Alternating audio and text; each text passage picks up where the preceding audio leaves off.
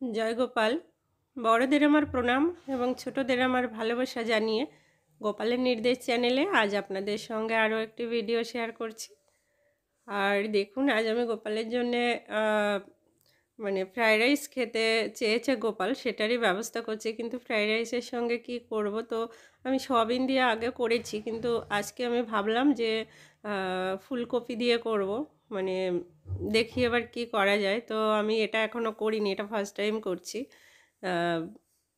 এবারে আমি যে ব্যাটারটা করে নিয়েছি, ফুলকপিটা আমি ছোট ছোট টুকরো করে প্রথম কেটে নিয়েছি, তারপরে ওটাকে একটু ভাপিয়ে নিয়েছি, জলে ভাপিয়ে নিয়ে জল ঝরানো দিয়েছি। তারপরে ব্যাটারটা বেসনের মধ্যে একটুখানি আমি চালের গুঁড়োও দিয়েছি, অল্প একটু আর কি, যেহেতু এটাতে দেব, তো সেই কারণে দিয়ে ওর মধ্যে কর্নফ্লাওয়ার আর একটু অ্যারারুট দিয়ে আমি মানে ভালো করে ওটাকে একটা ব্যাটার করে ফুলকপিটাকে ওর মধ্যে দিয়ে তারপরে আমি ছাড়ছি। কিন্তু দেওয়ার পরে আমি দেখলাম এটা বেশ ফুলে গিয়েছে, বড় বড় হয়ে গিয়েছে। আমি ভাবিনি এত বড় বড় পিস হয়ে যাবে। তো এটা আমি একটু তেলে ফ্রাই করে নেব।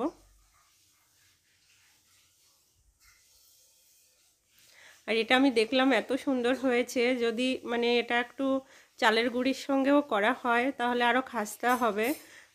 এটা এমনি মুড়ির সঙ্গে বা মানে চপের মতো খেতে খুবই ভালো লাগবে। আমি করে দেখলাম যে জিনিসটা খুবই ভালো হয়েছে।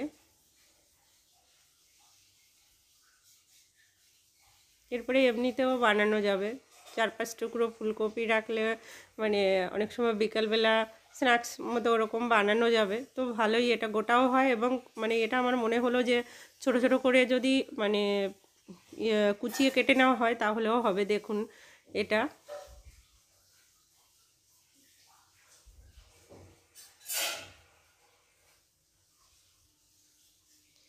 এবার আমি যেরকম করে চিলি সোয়াবিন করেছিলাম আগের দিন, তো সেইভাবেই করেছি আমি। পুরোটার মানে আপনাদের সঙ্গে শেয়ার করতে পারলাম না। তো এর মধ্যে আমি টমেটো সস আর মানে যেগুলো দেয় আমি দিয়ে একটা ক্যাপসিকাম দিয়েছি, তো দিয়ে আমি সেইভাবেই করেছি। আমি খুব তাড়াতাড়ি করে মানে ভিডিও একটু একটু করে রেখেছি, তো সেইভাবে আমি পুরোটা রেসিপিটা দেখাতে পারলাম না। আর এই যে আমার এবার রান্না কমপ্লিট হয়ে গেছে, তো সেটাই আপনাদের সঙ্গে শেয়ার করলাম। কিন্তু ব্যাপারটা খুব ভালো হয়েছে আর কি, আমি তৈরি করার পরে বুঝলাম যে এটা খুবই সুন্দর হয়েছে। আর আমার একটু বিনস আর গাজরগুলো মানে ক্যাপসিকাম এগুলো আরেকটু মানে সরু করে কুচাতে হতো, কিন্তু আমি সেটা করে উঠতে পারিনি, একটু বড় বড় করে হয়ে গেছে। তো সেই জন্য একটুখানি ওটা বেশি বড় দেখা যাচ্ছে। তো ফ্রাইড রাইসটাও হয়ে গিয়েছে।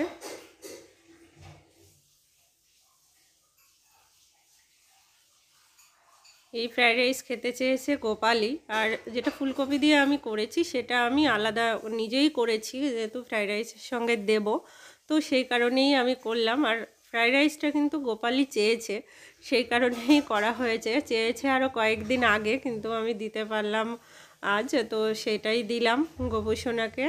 আপনারাও ভোগ দর্শন করুন শেষ পর্যন্ত। মানে এতক্ষণ যে প্রসেসটা চলছিল সেটার সার্থকতা এখন, যে আমি ভোগটা গোপুসোনাকে দিয়েছি। এখন যে ভালো লাগাটা, এতক্ষণ যা করেছি সেই ভালো লাগাটা পরিপূর্ণতা এখন। এটা আপনারাও জানেন যে গোপাল সেবা করলে মানে গোপুসোনার সামনে যখন সারা দিন আপনি কাজ করবেন, রান্না করবেন, যাই করবেন না কেন, যখন গোপুসোনার সামনে এনে দেবেন সেটা দেখবেন আপনার কোনো পরিশ্রম, কোনো ক্লান্তি বা কোনো ওই কিছুই মাথাতে থাকবে না। এটা একটা আনন্দ, আর এত আনন্দের সঙ্গে এটা তৈরি করা যায়, আমার মনে হয় মানে এর থেকে আনন্দ আর নেই। তো দেখুন আমি গোপুসোনাকে ভোগ দিয়েছি, সেটা আপনারাও দর্শন করুন আর গোপুসোনাকেও দর্শন করুন। একদম আমি মানে শুধু বসিয়ে রেখেছি, ফুল কিছুই নেই। দেখুন আজকে আমি কোনো দিন সাজাতেও পারি না, সত্যি বলতে। কাজের মানে যেদিন খুব চাপ থাকে সেদিন আমি ফুল এনে দেবো গোপুসোনাকে, সেটুকুও মানে সময় আজকে করে উঠতে পারিনি, তো সেটাও আমি দিতে পারিনি। আপনারা দেখুন আমি এইভাবেই দিলাম। মাঝে মাঝে এরকম হয়ে যায়, আবার কখনো কখনো খুব সাজাই। আর এখন আমি একটু মানে অন্য জামাগুলো কম পরাচ্ছি, কারণ এত ঠান্ডা, তো ঠান্ডার মধ্যে আমি ওই জামাগুলো মানে পরাচ্ছি না। সাজুগুজু মানে অনেক হার পরাবো দুল পরাবো, এগুলো করলে পরে গোপুসোনাকে একটু দেখাতে হবে সেটাই। তো সেই কারণে ঘরেই রয়েছি বলে আমি আর বিশেষ এখন কিছুই করছি না গোপুসোনাকে।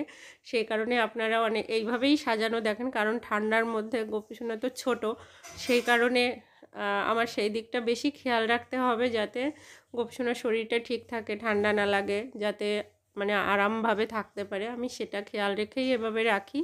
তো সেটাই আপনারা দর্শন করুন। আজ এই পর্যন্তই। আপনারা যে যেখানেই আছেন সবাই খুব ভালো থাকবেন, সুস্থ থাকবেন। কথা হবে পরবর্তী আরেকটি ভিডিওতে।